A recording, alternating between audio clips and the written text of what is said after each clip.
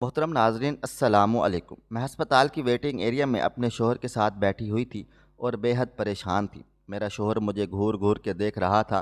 मैंने उस पर एक नज़र डालकर फ़ौरन हटा ली थी। मुझे वहाँ पर बहुत बेचैनी सी महसूस हो रही थी जब से मैंने ये सुना था कि इस अस्पताल में एक मेल डॉक्टर इलाज करता है। मैं कैसे किसी मर्द से भला ऐसा इलाज करवा सकती थी। मैं उस उलझन में शिकार थी कि न जाने वो मुझसे कैसे कैसे सवालात करेगा, क्या कहेगा और मैं उसे क्या जवाब दे पाऊंगी। मैंने अपने शोहर से कहा भी था कि वो मेरा इलाज किसी लेडी डॉक्टर से करवा दें, लेकिन वो कहने लगा कि मैंने सुना है इस डॉक्टर के हाथ में जादू है। इसने आज तक जितनी भी औरतों का इलाज किया है, एक बार भी उसे नाकामी नहीं हुई है। लेकिन मैं तो बहुत ज़्यादा परेशान थी। मैं अपनी सी उलझन में उलझी हुई थी कि तभी नर्स वेटिंग रूम में आई और कहने लगी, मिसेस शहजाद कौन है? मेरा शोहर कहने लगा, ये मेरी बीवी है। मैंने शहजाद का हाथ पकड़ लिया, वो भी मेरे साथ खड़ा हो गया था। लेकिन नर्स ने कहा कि डॉक्टर सिर्फ पेशेंट को ही चेक करता है, पेशेंट के साथ किसी को भी अंदर जाने की इजाज़त नहीं है। ये सुनकर तो मैं और भी ज़्यादा नर्वस परेशान होने लग गई थी। मैं चाहती थी कि शहजाद मेरे साथ डॉक्टर के पास आ जाए। शहजाद ने मुझसे अपना हाथ छुड़वा लिया और मुझे समझाने लगा कि जाओ, डॉक्टर की हर बात को ध्यान से सुनना और उसे सही सही जवाब देना। घबराने की कोई ज़रूरत नहीं है। लेकिन मैं बहुत ज़्यादा परेशान थी। जो बात मैं एक लेडी डॉक्टर से कर सकती थी, किसी भी मेल से नहीं कर सकती थी। मुझे तो ये समझ नहीं आता था कि आखिर गायनाकोलॉजिस्ट के तौर पर किसी मेल का औरतों का इलाज करना कहाँ तक सही है। हालांकि बड़े बड़े शहरों में ये बातें गलत नहीं समझी जाती थी, लेकिन मैं गांव से थी। लेकिन अब शादी के बाद शहजाद के साथ शहर में रहने लग गई थी। लेकिन मेरा ताल्लुक गांव से ही था, इसलिए मैं बेहद झिझक रही थी। मैंने उस नर्स के साथ डॉक्टर के रूम तक पहुंची थी।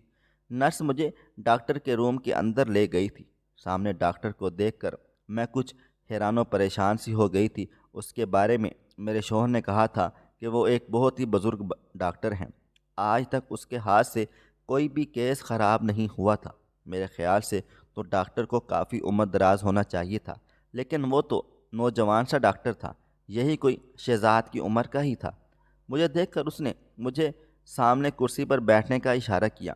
जैसे ही मैं उसके सामने बैठी तो उसने नर्स से कहा कि कमरे से बाहर चली जाओ, मुझे मरीज़ को चेक करना है। जैसे ही नर्स कमरे से बाहर जाने लगी तो डॉक्टर साहब कहने लगे कि दरवाज़ा अच्छे से लॉक कर देना। यह सुनकर मेरा दिल और भी ज़्यादा बेचैन हो गया था। नर्स ने मुस्कुराकर दरवाजे को लॉक कर दिया और वो कमरे से बाहर चली गई थी। पहले तो उस डॉक्टर ने मुझे सर से पैर तक बड़े गौर से देखा था। फिर जो सवाल उसने मुझसे किया, मैं तो वो सुनकर ही शर्म से पानी पानी होने लग गई थी। डॉक्टर कहने लगा, शादी को कितने साल हो गए हैं? मैंने कहा, 4। फिर पूछने लगा, शोहर से ताल्लुक़ बनाते वक्त खुशी होती है या नहीं? मुझे समझ नहीं आ रहा था कि मैं इस सवाल का क्या जवाब दूं। शर्म की वजह से मेरी नज़रें झुक गई थीं। डॉक्टर ने अगला सवाल किया, हामला होने के लिए कब से दवाइयों का इस्तेमाल कर रही हो? मैंने कहा, पिछले 2 साल से। तो डॉक्टर ने कहा कि उससे पहले तुम कभी उम्मीद से हुई हो? मैंने कहा कि शादी के 1 साल बाद ही मैं उम्मीद से हो गई थी, लेकिन मैं उस बच्चे को जन्म नहीं दे पाई थी, क्योंकि वो बच्चा जन्म लेने से पहले ही मैंने जानबूझकर उसे सच छुपाया था। मैं डॉक्टर को नहीं बता सकती थी कि मेरा पहला बच्चा दुनिया में आने से पहले ही कैसे मेरे पेट में मार दिया गया था। मेरी बात सुनकर वो कहने लगा, चलो अच्छा ठीक है। फिर थोड़ी देर बाद बोला कि आप सामने बेड पर लेट जाएं, मैं आपका चेकअप करना चाहता हूँ। यह सुनकर तो मेरे होशो हवास उड़ गए थे। मैंने कहा, मैं यूँ आपसे चेकअप नहीं करवा सकती हूँ। मेरी बात सुनकर कुछ देर तो वो मुझे देखता रहा और फिर मुस्कुराने लगा और कहने लगा, क्यों, क्या हो गया है? आप नहीं जानती थी कि आप एक मेड डॉक्टर से अपना इलाज करवाने आई हैं? मुझे लगा जैसे उसके लफ्ज़ों में तंज था। मैंने भी कहा कि आपको यहाँ पर एक लेडी डॉक्टर को भी रखना चाहिए था। वो कहने लगा, अब आप मुझे सिखाएंगी मैं अपने मरीज़ को कैसे देखना है और कैसे नहीं, और मुझे क्या करना चाहिए है और क्या नहीं। वो कहने लगा, यहाँ आने वाली हर औरत का मैं ही चेकअप करता हूँ। उनमें से तो कभी किसी को कोई एतराज़ नहीं हुआ था। अगर आपको इतना एतराज़ था तो आपको यहाँ आना ही नहीं चाहिए था। आप बेकार में मेरा टाइम خراب کر رہی ہیں۔ یہ کہتے ہی ڈاکٹر نے سامنے رکھی ٹیبل پر بیل بجائی اور وہ نرس کمرے کے اندر آ گئی تھی۔ شاید دروازے کی چابی باہر سے ہی لگی ہوئی تھی، جس سے اس نے لاک کھولا۔ ڈاکٹر نے نرس سے کہا کہ ان کو شوہر کو اندر بلائیں۔ کچھ دیر کے بعد شہزاد نرس کے ساتھ اندر آ گیا تھا۔ ڈاکٹر نے اسے بھی سامنے کرسی پر بیٹھنے کا اشارہ کر دیا۔ ڈاکٹر نے کہا کہ آپ کی بیوی میرے ساتھ بالکل بھی تعاون کرنے کو تیار نہیں ہے۔ یہ کہہ رہی ہے کہ مجھے یہاں پر ایک لیڈی ڈاکٹر رکھنی چاہیے تھی۔ دیکھیں، اگر آپ نے مجھ سے علاج نہیں کروانا تھا تو میرا ٹائم ضائع کرنے کی کیا ضرورت تھی؟ یہ سن کر شہزاد نے مجھے غصیلی نظروں سے دیکھا تھا۔ ڈاکٹر کہنے لگا کہ آپ ان کو اپنے ساتھ واپس لے کر جا سکتے ہیں۔ پہلے آپ اپنی بیوی کا من بنائیں کہ اسے اپنا علاج مجھ سے کروانا بھی ہے یا نہیں۔ جب یہ دل سے راضی ہو جائیں تو پھر آپ لے کر آ سکتے ہیں۔ یہ سن کر شہزاد نے مجھے غصے سے اٹھنے کا اشارہ کیا۔ میں خاموشی سے نظریں جھکائے کمرے سے باہر نکل کر آ گئی تھی۔ واپسی کے پورے راستے ڈرائیو کرتے ہوئے شہزاد مجھے یہی باتیں سناتا رہا کہ پچھلے 4 سالوں سے میں تمہارا بہت علاج کروا چکا ہوں، لیکن تم حاملہ نہیں ہو پا رہی، اور ہر جگہ سے مجھے مایوسی ہوئی ہے۔ اس ڈاکٹر کی گارنٹی ہے کہ اس کے علاج سے ہی اولاد گارنٹی سے ہو جاتی ہے، اور کیس بھی کبھی خراب بھی نہیں ہوتا ہے، اس لیے میں تمہیں یہاں پر لے کر آیا تھا۔ لیکن تمہارے تو نخرے شروع ہو گئے ہیں۔ آخر تم چاہتی کیا ہو؟ دیکھو، اگر تمہاری یہی حرکتیں رہیں تو میں تمہیں زیادہ دن برداشت نہیں کروں گا۔ میں تمہیں اپنی زندگی سے نکال دوں گا۔ مجھے ہر صورت میں اپنے خاندان کے لیے وارث چاہیے، اور تم جانتی ہو کہ مجھے ایک بچے کی سخت ضرورت ہے۔ مجھے اس سال اپنی خود کی اولاد چاہیے ہے۔ شہزاد کے منہ سے یہ باتیں سن کر میں نے تڑپ کر شہزاد کی طرف دیکھا تھا۔ میں نے کہا، شہزاد، شادی کے کچھ مہینے بعد ہی میں امید سے ہو گئی تھی۔ اس وقت آپ نے میرے ساتھ وہ ظلم و ستم کیوں کیا؟ آپ نے میرا کیوں حمل ضائع کروا دیا تھا؟ ساری خرابی اسی کی وجہ سے ہوئی ہے۔ اگر میں اپنے بچے کو جنم نہیں دے پا رہی تو اس میں آپ کی ہی غلطی ہے، میری نہیں۔ اور اب آپ چاہتی ہیں کہ میرا علاج ایک میل ڈاکٹر کرے؟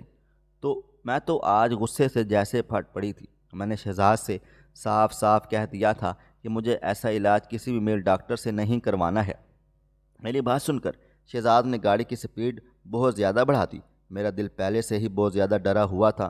میں جانتی تھی کہ وہ غصے میں ایسا کر رہا ہے، اس لیے میں خاموش ہو گئی اور کھڑکی کے باہر دیکھنے لگ گئی تھی۔ مجھے ڈر بھی لگ رہا تھا کیونکہ وہ بہت تیز گاڑی چلا رہا تھا۔ اگر میں اسے کہتی کہ میں ڈر رہی ہوں تو وہ گاڑی کی سپیڈ سلو کر لے تو وہ اور بھی زیادہ بڑھا سکتا تھا۔ وہ ایسا ہی تھا، جذباتی۔ ان 4 سالوں میں میں اسے اچھی طرح سے جان گئی تھی، پہچانتی تھی کہ میرا کسی بات پر اعتراض اٹھانا شہزاد کو غصہ دلا دیتا ہے، اور غصے میں وہ پاگل ہو جاتا ہے، اور پھر اسے کچھ بھی نظر نہیں آتا، اور اس کا غصہ سہنے کے لیے مجبور تھی۔ اس کے علاوہ میرے پاس کوئی دوسرا راستہ نہیں تھا۔ میں ایک بہت ہی غریب خاندان سے تعلق رکھتی تھی۔ ویسے تو میں اپنے ماں باپ کی اکلوتی اولاد تھی، لیکن اکلوتے بچے کا جو لاڈ پیار ہوتا ہے وہ مجھے نہیں ملا تھا۔ لاڈ پیار بھی بچوں کو ملتا ہے جب گھر میں خوشحالی ہوتی ہے۔ ہمارے گھر میں تو میں نے ہمیشہ غریبی ہی دیکھی تھی۔ جب میں بہت چھوٹی تھی تو پاپا کا ایکسیڈنٹ ہوا اور ان کی دونوں ٹانگیں ہی اس ایکسیڈنٹ میں چلی گئی تھیں۔ تب سے میری ماں دوسروں کے گھروں میں کام کاج کیا کرتی تھیں، اور تب ہی گھر میں چولہا چلتا تھا۔ پاپا کے اندر زندگی جینے کی امنگ ختم ہو چکی تھی۔ وہ 4 پائی پر پڑے اندر ہی اندر گھٹتے رہتے تھے، اور جب میں 15 سال کی ہوئی تو پاپا اس دنیا کو الوداع کہہ کر جا چکے تھے۔ میری ماں تو پہلے ہی کام کاج کیا کرتی تھی۔ ابا کے جانے کے بعد تو انہوں نے ویسے ہی کام کرنا تھا، کیونکہ کمانے والا اب کوئی بھی نہیں تھا، اور کما کر مجھے پال پوس رہی تھی۔ 5ویں کلاس کے بعد میں نے پڑھائی چھوڑ ڈالی تھی۔ مجھے پڑھائی میں کوئی خاص دلچسپی نہیں تھی، حالانکہ میری ماں نے ایڑی چوٹی کا زور لگا دیا تھا کہ میں پڑھ لکھ کر اپنے پیروں پر کھڑی ہو جاؤں، لیکن میرا من پڑھائی میں بالکل بھی نہیں لگتا تھا۔ گھر اپنا تھا، اس لیے اتنی زیادہ دقت نہیں ہوتی تھی۔ امی کو جو بھی پیسے ملتے تھے جیسے تیسے کر کے وہ میری فیس بھی بھر دیتی تھیں، اور آگے بھی مجھے پڑھانا چاہتی تھی۔ وہ مجھے سمجھاتی کہ پڑھائی کے بنا زندگی کچھ بھی نہیں ہے۔ ماں نے کہا، میری تو جیسے تیسے زندگی کٹ گئی ہے، لیکن میں تمہیں خوشحال زندگی دینا چاہتی ہوں۔ پڑھ لکھ جاؤ گی تو اپنے پیروں پر کھڑی ہو جاؤ گی۔ اور کسی کی محتاج نہیں رہو گی۔ لیکن میں نے کبھی بھی پڑھائی میں دل نہیں لگایا تھا۔ ماں کے کام پر جانے کے بعد میں اپنی سہیلیوں کے ساتھ گھومنے پھرنے کے لیے نکل جایا کرتی تھی۔ اب ماں نے مجھے پڑھائی کے لیے پریشان کرنا بند کر دیا تھا، کیونکہ وہ بھی سمجھ چکی تھی کہ اب میں پڑھائی نہیں کروں گی۔ اب زندگی یوں ہی گزرنے لگی اور میں 18-19 سال کی ہو چکی تھی۔ امی جان کی ایک سہیلی تھی جو اب شادی کے بعد اس شہر میں رہنے لگ گئی تھی۔ امی کی سہیلی کا میکے ہمارے گاؤں میں تھا۔ ایک بار وہ جب اپنے میکے آئی تو امی سے بھی ملنے آ گئی تھی، اور وہ اپنے اکلوتے بیٹے شہزاد کے لیے مجھے پسند کر گئی تھی۔ حالانکہ میری ماں نے اسے صاف صاف کہہ دیا تھا کہ ہمارے پاس دینے کے لیے کچھ بھی نہیں ہے، لیکن امی جان کی سہیلی کو میں بہت زیادہ پسند آ گئی تھی، اور ویسے بھی امی کا بوجھ ہلکا کرنا چاہتی تھی، کیونکہ امی جان اب کافی بیمار رہنے لگ گئی تھی۔ اس لیے اپنے بیٹے شہزاد کے ساتھ میری شادی شہزاد کی شادی کو 5 مہینے ہی ہوئے تھے کہ میری ماں اس دنیا سے چلی گئی تھی۔ میں خیالوں کی دنیا سے ایک دم سے چونک کر نکل آئی تھی، کیونکہ گاڑی گھر کے سامنے پڑی، زور کی بریک لگنے پر رک گئی تھی۔ میرا سر سامنے بورڈ سے ٹکراتے ٹکراتے بچا تھا۔ میرے اترنے سے پہلے ہی شہزاد گاڑی سے اترا اور گاڑی کا دروازہ بڑے زور سے بند کر دیا، اور گھر کے دروازے کا تالا کھولنے لگ گیا تھا۔ یہ دیکھ کر میں سمجھ گئی تھی کہ آج پھر میری شامت ہے۔ مجھے تو یہ انسان کوئی دماغی مریض لگتا تھا۔ جب سے میری شادی ہوئی تھی مجھے زندگی میں کوئی خوشی نصیب بھی نہیں ہوئی تھی۔ مجھے یہ بات سمجھ ہی نہیں آتی تھی کہ کب کوئی بات اس انسان کے مزاج کے خلاف ہو جائے اور یہ میری زندگی کو جہنم بنا کر رکھ ڈالے گا۔ جیسے ہی میں گھر کے اندر داخل ہوئی اس نے مجھے بازو سے دبوچ کر پکڑا اور گھسیٹنے کے انداز سے کمرے میں لے کر چلا گیا تھا۔ مجھے بیڈ پر لا کر گرا دیا اور کہنے لگا، بہت زیادہ زبان چلانی آ گئی ہے تمہیں میرے سامنے۔ تم جانتی بھی ہو کہ مجھے بحث کرنا بالکل پسند نہیں ہے، یہ بات تم اچھی طرح سے جانتی ہو، پھر بھی آج معاف کر رہا ہوں۔ آگے سے میرے سامنے تمیز کے ساتھ پیش آنا۔ اور ایک بات میری کان کھول کر سن لو، میں کل تمہیں دوبارہ اس ڈاکٹر کے پاس لے جاؤں گا اور تم خاموشی سے اس سے چیک اپ کرواؤ گی۔ جس قدر شہزاد غصے سے مجھے کہہ رہا تھا، میں جانتی تھی کہ اگر میں اس کی بات سے انکار کر دیا تو وہ میرے منہ پر تھپڑوں کی بارش کر ڈالے گا۔ وہ ایسا ہی تھا، ضدی جنون۔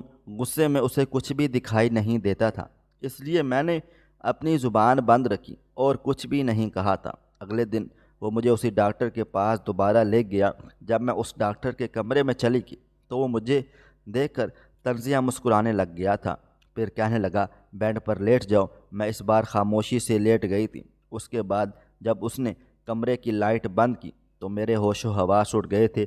میں سوچنے لگ گئی تھی کہ بھلا یہ کون سا چیک اپ تھا جو یہ لائٹ بند کر کے میرے ساتھ کرنا چاہ رہا تھا۔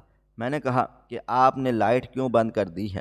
وہ کہنے لگا، میرے علاج کا یہی طریقہ کار ہے۔ یہ کہنا تھا کہ ڈاکٹر میرے پاس آ گیا۔ اس کمرے میں ہلکی پھلکی سی روشنی تھی، وہ بھی شاید کھڑکی سے آ رہی تھی۔ میرا دل بری طرح سے گھبرا رہا تھا اور میرے دل کی دھڑکنیں بہت تیز ہو چکی تھیں۔ اب وہ میرے بہت قریب آ چکا تھا۔ اور پھر اس کے بعد جب میری شادی شہزاد سے ہوئی تو وہ دونوں ماں بیٹا ہی تھے۔ شہزاد کا نہ کوئی بھائی تھا نہ بہن تھی، اس کے پاپا بھی زندہ نہیں تھے۔ میری ساس بہت اچھی تھی، لیکن شہزاد کا رویہ میرے ساتھ ایسا تھا کہ کبھی آگ تو کبھی پانی۔ اس کے مزاج سے میں پریشان ہو کر رہ گئی تھی۔ کبھی کبھی تو میری بڑی سے بڑی بات کو بھی نظر انداز کر جاتا تھا، اور کبھی کبھی ذرا سی بات پر بھی لڑنے جھگڑنے لگ جاتا تھا۔ جب تک میری ساس زندہ رہی وہ شہزاد سے میری خاطر لڑ جایا کرتی تھی، کہتی تھی، کیوں تم اس بیچاری کے پیچھے پڑے رہتے ہو؟ وہ تو تمہارے سامنے اف بھی نہیں کرتی۔ خود میں تھوڑا بدلاؤ لاؤ، اب تم شادی شدہ ہو۔ ہر وقت کا غصہ اور جھگڑا اچھی بات نہیں ہوتی ہے۔ شادی کو 1 مہینہ گزرا تھا اور 1 مہینے میں ہی میں شہزاد سے تنگ آ چکی تھی۔ اس 1 مہینے کے عرصے میں کئی بار میں نے گنتی کرتے کرتے روتے ہوئے شہزاد کو منایا تھا۔ اگر وہ کسی بات پر ناراض ہو جاتا اور جب تک میں اس کے سامنے روتے ہوئے ہاتھ جوڑ کر معافیا نہیں مانگتی تھی وہ بالکل بھی نہیں مانتا تھا۔ 1-2 بار تو وہ مجھ پر بھی ہاتھ اٹھا چکا تھا۔ چھوٹی چھوٹی باتوں پر وہ اتنا زیادہ غصہ ہو جاتا تھا کہ وہ میرے اوپر ہاتھ اٹھا دیا کرتا تھا۔ کبھی کہتا، تم شرٹ کو صحیح طریقے سے پریس نہیں کرتی ہو، تو کبھی کہتا تم چائے اچھی نہیں بناتی ہو، حالانکہ میں اپنی طرف سے پوری کوشش کیا کرتی تھی کہ جیسا اسے پسند ہے میں ویسا ہی کام کروں، لیکن وہ کسی طرح سے بھی راضی نہیں ہوتا تھا۔ شادی کے کچھ مہینے بعد ہی جب میں پہلی بار امید سے ہوئی تو جو حال میرا شہزاد نے کیا تھا، سننے والوں کی شاید روح کانپ اٹھے۔ ان دنوں جب میں امید سے ہوئی تو میری طبیعت بہت سست تھی، اس لیے میری ساس مجھے قریبی کلینک پر لے گئی تھی۔ ڈاکٹر صاحب نے میرے 1-2 ٹیسٹ کروائے اور یہ خوشخبری سنا دی تھی کہ میں امید سے ہوں اور بہت جلد ماں بننے والی ہوں۔ میں بھی یہ خبر سن کر بہت زیادہ خوش ہو گئی تھی کہ ہو سکتا ہے جب یہ خبر شہزاد کو معلوم ہو گئی تو وہ سدھر جائے گا اور میرا خیال رکھنے لگا، لیکن یہ میری ایک بہت بڑی غلط فہمی تھی۔ جیسے ہی میری ساس نے شہزاد کو یہ خبر سنائی تو ایک دم وہ گمسم سا ہو گیا تھا اور آنکھیں غصے سے لال سرخ ہونے لگ گئی تھیں۔ مجھے لگتا تھا جیسے وہ اپنے آپ میں غصہ برداشت کر رہا ہے، دل ہی دل میں غصے کو پی رہا ہے۔ یہ دیکھ کر میں بری طرح سے ڈر گئی تھی۔ مجھے سمجھ نہیں آ رہا تھا کہ اسے یہ خبر سن کر غصہ کیوں آیا ہے، یہ تو خوشی کی بات تھی۔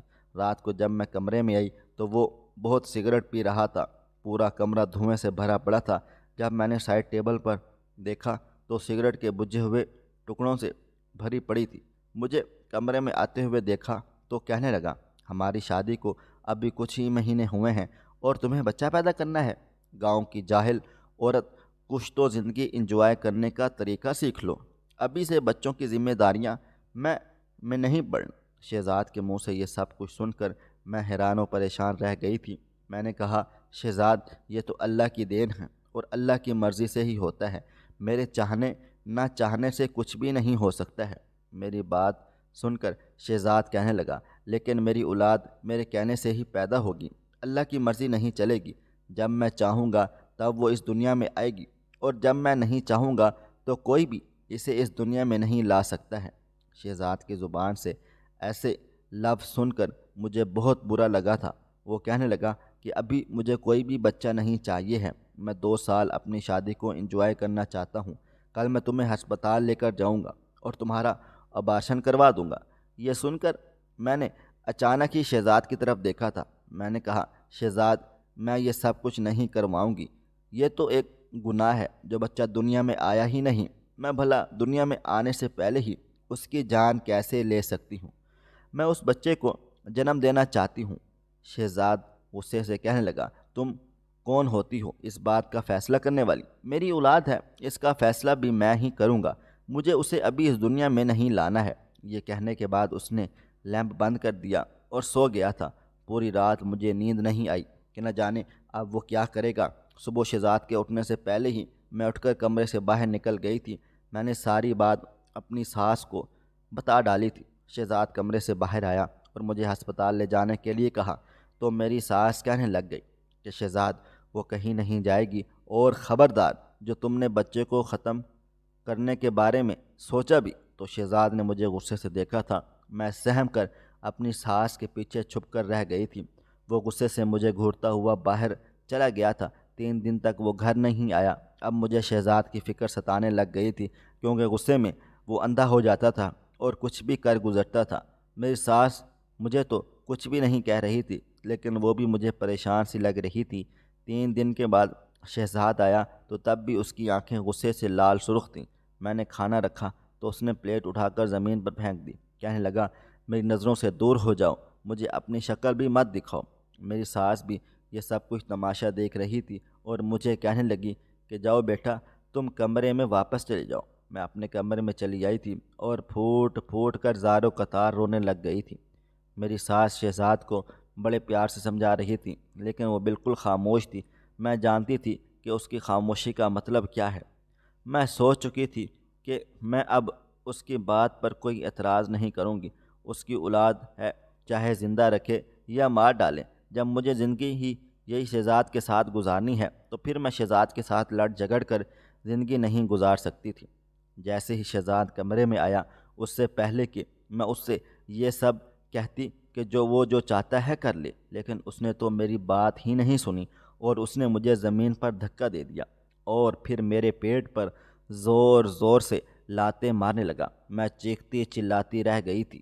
کہنے لگی، میں نے بہت آسانی سے اس جھنجٹ کو ختم کروانا چاہتا تھا، لیکن تم بھول گئی کہ تم مجھ سے ضد کرو گی تو تمہارا یہی حال ہوگا۔ اب میں ایسے ہی اس جھنجھٹ کو ختم کر ڈالوں گا۔ میری ساس میری چیخیں سن کر دروازہ بجانے لگ گئی تھی۔ میری چیخوں سے پورا کمرہ دہل اٹھا تھا اور میری چیخوں کو سن کر وہ پریشان سی ہو رہی تھی اور رو رو کر دروازہ بجا رہی تھی۔ شہزاد سے منتیں کر رہی تھیں کہ شہزاد پلیز دروازہ کھول دو، یہ ظلم مت کرو، لیکن شہزاد نے کمرے کا دروازہ نہیں کھولا تھا اور اس نے مجھے اتنا مارا کہ میں بالکل بے جان سی ہو چکی تھی۔ میری چیخیں اتنی تیز تھیں کہ آس پڑوس کے کئی گھروں میں میری چیخیں سن رہے تھے۔ میری ساس کمرے کے باہر کھڑی رو رہی تھی اور کمرے کا دروازہ بجا رہی تھی۔ شہزاد سے کہہ رہی تھی، شہزاد خدا کے لیے یہ ظلم مت کرو، دروازہ کھولو، یہ تم کیا کر رہے ہو؟ لیکن شہزاد نے دروازہ نہیں کھولا تھا جب تک کہ اس نے میرے اندر ننھے مننے سے وجود کو ختم نہ کر دیا تھا۔ میری آنکھوں سے مسلسل آنسو بہہ رہے تھے۔ شہزاد نے کمرے کا دروازہ کھولا اور کمرے سے باہر چلا گیا تھا۔ میری ساس دوڑتی ہوئی میرے پاس آئی، لیکن میری حالت دیکھ کر بری طرح سے گھبرا اٹھی تھی۔ مجھے لگ رہا تھا میں آج ہی مر جاؤں گی۔ میری سانس اکھڑنے لگ گئی تھی۔ میری ساس روتی ہوئی شہزاد کے پاس گئی اور ہاتھ جوڑ کر بولی، خدا کے لیے اسے ہسپتال لے کر چلو۔ لیکن وہ تو پھر بنا بیٹھا ہوا تھا۔ میری ساس نے فون کر کے ایمبولنس کو بلا لیا اور مجھے اپنے ساتھ ہسپتال لے گئی تھی۔ 3 دن میں ہسپتال میں رہی اور اس کے بعد میں گھر واپس آ گئی تھی۔ شہزاد نے مجھ سے بالکل ہی بات چیت بند کر رکھی ہوئی تھی۔ میں نے بھی شہزاد سے کوئی بات چیت بھی نہیں کی تھی۔ جو کچھ بھی شہزاد نے میرے ساتھ کیا تھا، میرا دل چاہتا تھا کہ میں اس پتھر دل آدمی کی شکل تک بھی نہ دیکھوں۔ آج اپنی غلطی کا بری طرح سے احساس ہو رہا تھا کہ میں اپنی ماں کی بات مان کر کچھ پڑھ لکھ جاتی تو مجھے یہ دن بھی نہ دیکھنا پڑتا۔ میں اس بندے کی شکل بھی نہیں دیکھنا چاہتی تھی۔ اسے چھوڑ کر میں کہیں بھی کوئی چھوٹی موٹی نوکری کر لیتی اور اپنی بقیہ زندگی گزار لیتی، لیکن اب میں لاچار تھی، مجبور تھی۔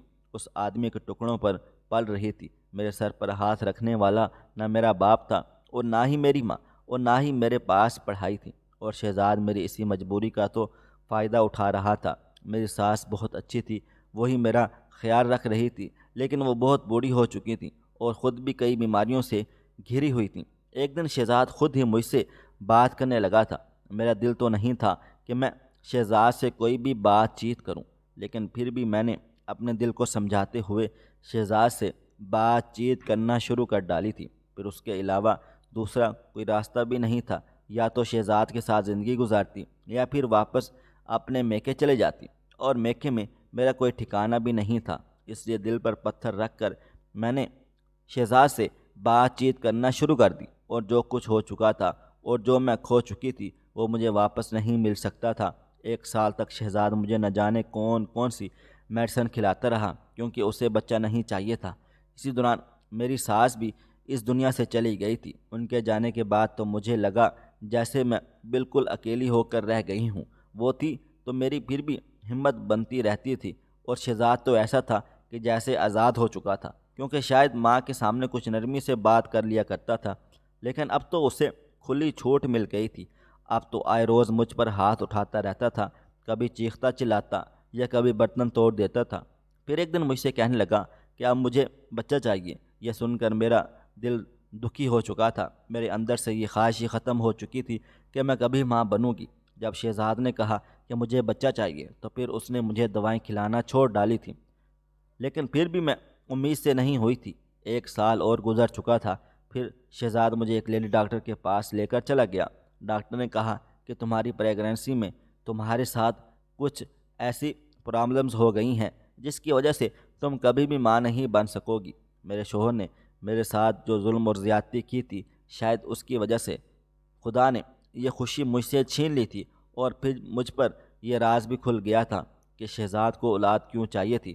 اصل میں میری ساس اپنی ساری جائیداد شہزاد کی بجائے اپنے پوتے یا پوتی کے نام کر گئی تھی، اس لیے شہزاد کو جو بھی اولاد ہوگی وہی جائیداد کی اصلی حقدار ہوگی۔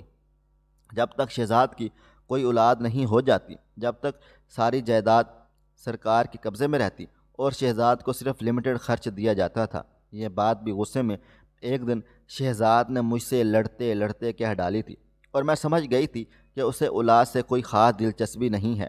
اسے تو بس صرف جائیداد چاہیے تھی جو کہ اس کی ماں نے شہزاد کے آنے والی اولادوں کے نام پر رکھی ہوئی تھی۔ اور پھر اس ڈاکٹر کے بارے میں شہزاد کو معلوم ہوا تو مجھے اس کے پاس لے کر چلا گیا تھا۔ ڈاکٹر اندھیرے کمرے میں جب میرے پاس آیا اور اس نے مجھے ایک انجیکشن لگا دیا جس سے میں بے ہوش ہو چکی تھی۔ میں نہیں جانتی تھی میں کتنے دن تک بے ہوش رہی، لیکن جب مجھے ہوش آیا تو میں اس ہسپتال کے ایک پرائیویٹ روم میں تھی۔ میرے ہاتھ پر ایک ڈرپ لگی ہوئی تھی۔ مجھے اپنا جسم بہت بے جان سا محسوس ہو رہا تھا، لیکن مجھے کچھ بھی یاد نہ تھا۔ کچھ دیر کے بعد وہی ڈاکٹر کمرے میں آ کر فون پر کسی سے بات چیت کر رہا تھا۔ کہہ رہا تھا جی سب کام ٹھیک ٹھاک ہو چکے ہیں، ارے آپ کی بیوی تو امید سے ہے اور 9 مہینے بعد وہ ایک صحت مند بچے کو جنم دے گی۔ یہ سن کر تو میرا دماغ چکرا کر رہ گیا تھا۔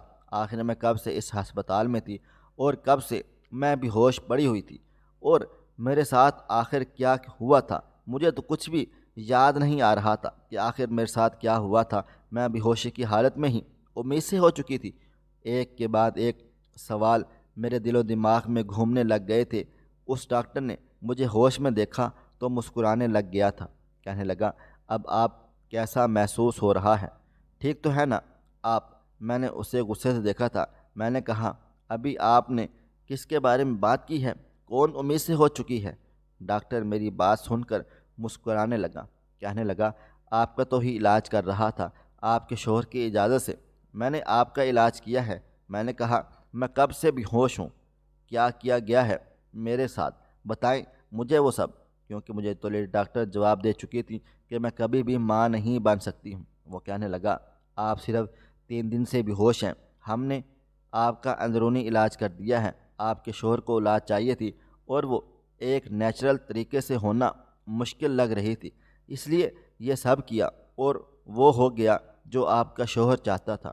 یہ سن کر میری آنکھوں سے زاروں قطار آنسو بہنے لگ گئے تھے۔ یہ کیسی اندھیر نگری تھی! مجھے شہزاد سے اب نفرت سی ہونے لگ گئی تھی۔ وہ اپنی بات منوانے کے لیے کس حد تک جا سکتا تھا مجھے اس بات کا اندازہ بھی نہیں تھا، لیکن اس کے بعد جو کچھ بھی ہوا میں حیران و پریشان رہ گئی تھی۔ 9 مہینے کے بعد میں نے ایک صحت مند بیٹے کو جنم دیا تھا۔ جس دن میرا بیٹا پیدا ہوا اس دن شہزاد اپنے آفس میں موجود تھا۔ جب فون پر ڈاکٹر نے اسے یہ خبر سنا دی تو وہ تیز رفتار سے ڈرائیو کرتے ہوئے ہسپتال پہنچ رہا تھا کہ راستے میں ہی اس کا ایکسیڈنٹ ہو گیا تھا۔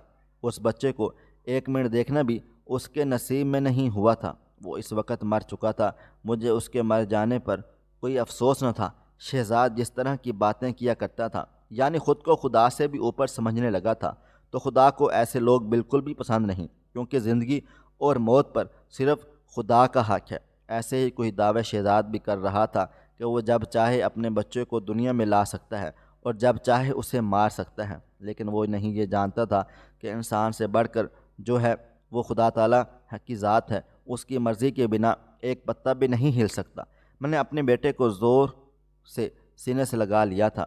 شہزاد کی باڈی کو گھر لایا گیا اور اس کو دفن بھی کر دیا گیا تھا، لیکن میری آنکھ سے ایک آنسو بھی نہیں نکلا تھا۔ سب لوگ یہی سمجھ رہے تھے کہ مجھے شہزاد کی موت کا صدمہ لگ گیا ہے، اس لیے میری آنکھ سے آنسو نہیں گر رہا، لیکن مجھے کوئی صدمہ نہیں لگا تھا۔ مجھے شہزاد کے جانے کا کوئی بھی دکھ نہیں تھا، ارمان نہیں تھا۔ شہزاد کے جانے کے بعد زندگی دھیرے دھیرے اپنے راستے پر آنے لگ گئی تھی۔ میں اپنے بچے کی پرورش میں دل و جان سے لگ چکی تھی۔ میری ساس نے مرنے سے پہلے ساری پراپرٹی اپنے پوتے یا پوتی کے نام پر کر ڈالی تھی، جو اب قانونی طور پر میرے پاس آ چکی تھی، اور اتنی پراپرٹی تھی کہ میں زندگی بھر بیٹھ کر آرام سے کھاتی بھی تو آرام و سکون سے میری زندگی کٹ سکتی تھی۔ میں نے اب اپنے بیٹے کو اپنے جینے کا مقصد بنا لیا تھا۔ خواہش صرف اتنی ہے کہ کچھ الفاظ لکھوں جس سے کوئی گمراہی کے راستے پہ جاتے جاتے رک جائے، اور نہ بھی رکے تو سوچ میں ضرور پڑ جائے۔ پیارے دوستو، امید کرتا ہوں کہ آپ کو یہ ہماری کہانی پسند آئی ہوگی۔